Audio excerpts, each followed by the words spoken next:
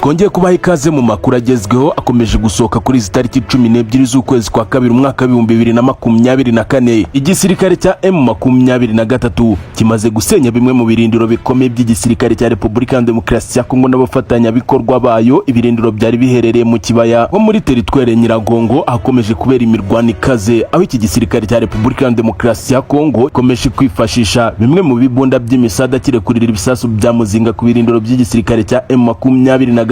Ariko nk'uko amakuru akomeza kugira ku kinyamakuru cyacu bitangaza, avuga ko mu mayira atangaje iz'intare za Sarambwe bazengurutse ndetse bagasenya ibi birindiro by'igisirikare cya Repubulika ya Demokarasi ya Kongo FARDC byari biherereye ha mu kibaya ho muri teritwari ya Nyiragongo. Ni imirwano ikomeje gufata indi ntera mu birometero bike cyane uvuye mu mujyi wa Goma, umurwa mukuru wa Kivu y'Amajyaruguru. Akaba ari imirwano yatangiye ku isaha 12 za mu gitondo, ndetse bamwe mu basirikare ba Wazalendo bakaba bamaze gutakaza bimwe mu birindiro bikomeye biherereye Kamatembe. Amakuru agezweho akomeje kugera ku kinyamakuru cyacu akomeza avuga ko imirwano itari kwibasira gusa teritwari ya Nyiragongo, kuko no muri teritwari ya Masisi naho rukomeje kwambikana hagati y'impande zombi, aho igisirikare cya Repubulika ya Demokarasi ya Kongo n'abafatanya bikorwa bayo bari guhabwa isomo rikomeye n'izi ngabo za M23, dore ko ubwo bageragezaga kwataka ibirindiro bya M23 biherereye muri Mushaki mu birometero 8 gusa uvuye mu mujyi wa Sake. M23 yivunnye umwanzi ndetse ikamushushubikanya, ari na kwihatsinda abasirikare benshi bari gufatanya n'igisirikare cya Repubulika ya Demokarasi ya Kongo, biganjemo abasirikare b'umuryango wa Afrika y'Amajyepfo SADC ndetse n'ingabo z'igihugu cy'u Burundi. Izi ngabo zaturutse mu gihugu cy'u Burundi zikomeje gukora udutendo twinshi, aho ziyoboye cyane imirongo yose y'urugamba, ndetse bivugwa ko ari nk'aho arizo ziri kurwana intambara, kuko igisirikare cya Repubulika ya Demokarasi ya Kongo FARDC n'abawazalendo bari kumva isasu rivuze bakayabangira ingata bagakizwa n'amaguru. Amakuru kandi akomeza avuga ko muri Marehe habonetse imirambo y'abacancuro b'abazungu, bivugwa ko baguye mu mirwano hagati y'igisirikare cya Repubulika ya Demokarasi ya Kongo ndetse na M23, bikemezwa ko ari abasirikare ba MONUSCO bari muri Operation Springbok igamije kurinda imijyi nka Sake ndetse na Goma, ko M23 zayigarura ku buryo bwuzuye. Aba basirikare ba MONUSCO baherutse gutangaza ko binjiye mu mirwano bagiye gufasha ihuriro rya guverinoma y'i Kinshasa guhangana na M23, ndetse ibi bikaba byaramaganiwe kure na M23 babicishije mu muyobozi wayo Bertrand Bisimwa yifashishije urukuta rwa X. Yatangaje ko yamaganiye kure ibi bikorwa by'ingabo zaje mu butumwa bw'amahoro, nyamara zikaba zikomeje gukorana n'imitwe y'inyeshyamba yihurije muri Wazalendo. Imirwano kandi ikomeje gufata indi ntera muri Kobokobo na Rushangi ho muri teritwari ya Masisi, nanone kandi muri Kibumba ho muri teritwari ya Nyiragongo, hafi y'ikibaya kiri ku mupaka neza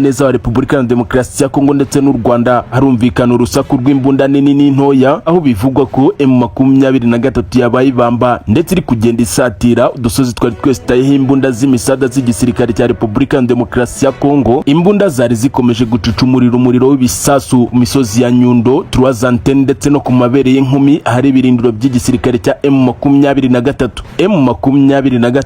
mu magambo ye yatangaje ko izahagarika imirwano ari uko igisirikare cya Repubulika ya Demokarasi ya Kongo gihagaritse kubagabaho ibitero, mu gihe ubutegetsi bw'i Kinshasa bubicishije mu muyobozi w'igisirikare Jean Pierre Bemba bo batangaje ko bagomba gukora igishoboka cyose bagakura igisirikare cya M23 mu bice byose kigaruriye mu burasirazuba bwa Repubulika ya Demokarasi ya Kongo.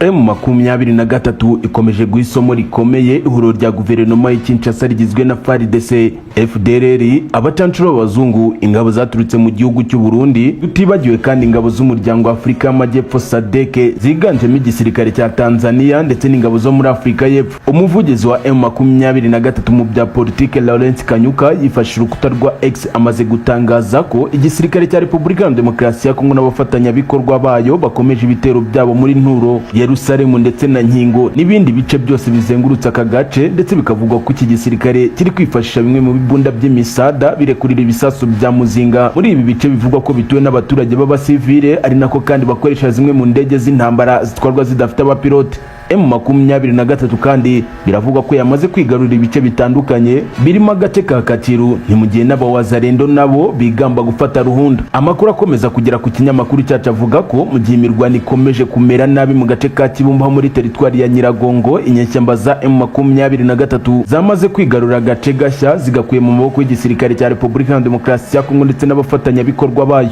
Amakuru akomeje guturuka muri Rucuru aratangaza ko nyuma y'imirwano ikaze yo mu gitondo cyo kuwa gatandatu tariki 10 z'ukwezi kwa kabiri umwaka wa 2024 agace gatuwe n'abaturage bagera ku bihumbi 30 muri groupement ya Bukombo ubu kamaze kwigarurwa n'inyeshyamba za M23. Amakuru kandi agakomeza avuga ko abaturage bahunze imirwano berekeza Nyanzare, Kikuku, Mirangi, Birunduke ndetse yewe na Kabilangiriro, aho bamwe muri abo baturage bakomeje kugenda bihisha mu bihuru biri hafi y'aya mayira akomeje kuberamo imirwano hagati y'igisirikare cya Repubulika ya Demokarasi ya Kongo ndetse n'abafatanyabikorwa bayo ahanganye bikomeye n'umutwe w'inyeshyamba M23. Amakuru akomeje kugera ku kinyamakuru cyacu yemeza ko kugera kuri aya masaha imirwano ikomeje gukaza umurego ku muhanda wa Kibumba Rucuru, aho imirwano yahoze no ku munsi w'ejo ku mugoroba, ndetse amakuru Media Kongo yatangaje ko abarwanyi ba Wazalendo bigaruriye kamwe mu karere karimo isoko rinini, isoko rya Ruhunda, mu gihe imirwano yari imaze igihe kinini yibanze ku gasozi ka Nyundo. Uku gutsindwa kw'igisirikare cya Repubulika ya Demokarasi ya Kongo n'abafatanyabikorwa bayo bakomeje kwifashisha ibibunda biremereye, nyamara M23 ikaba yigaruye agace ka Katsiru ndetse izi nyeshyamba zikigaruye nyuma y'amasaha make Minisitiri w'Ingabo muri Repubulika ya Demokarasi ya Kongo Jean Pierre Bemba aherekejwe n'umugaba mukuru w'igisirikare cya Repubulika ya Demokarasi ya Kongo FARDC bari bamaze gusura umujyi wa Goma, ari nako basura zimwe mu nkomere zakomerekeye ku rugamba zirwariye mu bitaro bya Goma no mu bindi bice bitandukanye, ndetse bakabatera morale babizeza ko iki gisirikare cya Repubulika ya Demokarasi ya Kongo kizeye intsinzi no gutsinsura inyeshyamba za M23 mu bice byose zigaruriye. Mu magambo Jean Pierre Bemba yavugiye imbere y'itangazamakuru yatangaje ko bagiye gukora ibishoboka byose ibice birimo amayira yose yinjira mu mujyi wa Goma,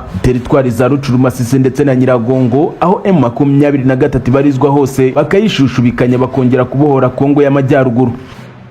M23 ikubisa agakoni kunda igisirikare cya Repubulika ya Demokarasi ya Kongo n'abafatanyabikorwa bayo mu marembo y'umujyi wa Goma. Ni mu mirwano iremereye ihanganishije impande zombi ikomeje kubera mu majyaruguru y'uwo mujyi wa Goma, aho imirwano yakomeje guhera amasaha y'urukerera rwo kuri uyu wa kane tariki 8 z'ukwezi kwa kabiri umwaka wa 2024. Akaba ari imirwano ikomeje kwibasira umudugudu wa Rwabiranga wo muri Buhumba, ni muri teritwari ya Nyiragongo. Ni imirwano imeze nabi nk'uko imiryango itari ya leta ikomeza kugenda ibitangaza. Gusa ni mu mujyi wa Sake ho hari umutuzo nyuma yuko ku munsi w'ejo intambara muri aka gace yari yafashe indi ntera. Gusa nubwo muri uyu mujyi wa Sake hari agahenge, bivugwa ko 80% by'abaturage b'uyu mujyi wa Sake bamaze guhunga berekeza mu mujyi wa Goma, umurwa mukuru wa Kivu y'Amajyaruguru. Ni mu gihe M23 nayo ikomeje gushinja igisirikare cya Repubulika ya Demokarasi ya Kongo ndetse yewe n'abafatanyabikorwa bayo kugira uruhare mu guhungabanya umutekano w'abaturage b'abasivile, idatinya kubarasa amakompora aremereye yifashishije zimwe mu mbunda z'umusada ndetse n'indege z'intambara. Imirwano kuva mu masaha mu gitondo biravuga ko irimo gukorwa na Wazalendo, Abarundi, abacancuro b'abazungu, aho imbunda ziremereye arizo ziri gukoreshwa. Uretse uduce twavuze haruguru, nanone imirwano ikaze iri mu duce twa Kanyamahoro ndetse no ku mabere y'inkumi mu gace ka Kibumba ho muri teritwari ya Nyiragongo. Ni imirwano ikomeje gutuma bimwe mu bisasu bya Muzinga bikomeza kwisekura mu mujyi wa Goma, umurwa mukuru wa Kivu y'Amajyaruguru, aho ku munsi w'ejo igisasu cya rutura kisekuye ahitwa Mugunga iruhande y'ishuri rya Cinquantenaire, ndetse iki gisasu kikaba cyarahisekuye ku isaha y'isa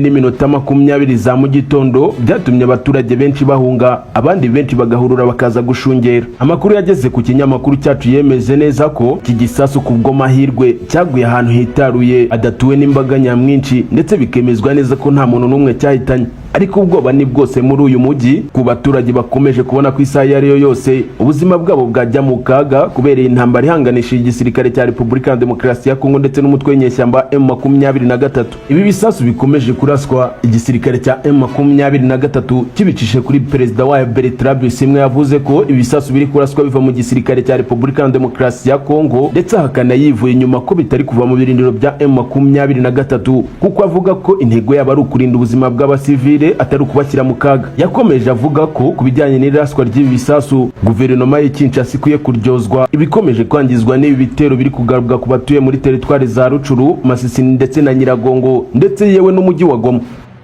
Igisirikare cya M23 gihaye gasupo ndetse kihanangiriza igisirikare cya Tanzania TPDF ndetse yewe kigiteguza urupfu nyuma yo koherezwa mu burasirazuba bwa Repubulika ya Demokarasi ya Kongo, ariko intwaro bahawe zikaba zikomeje gukoreshwa zica ubuzima bw'abasivili.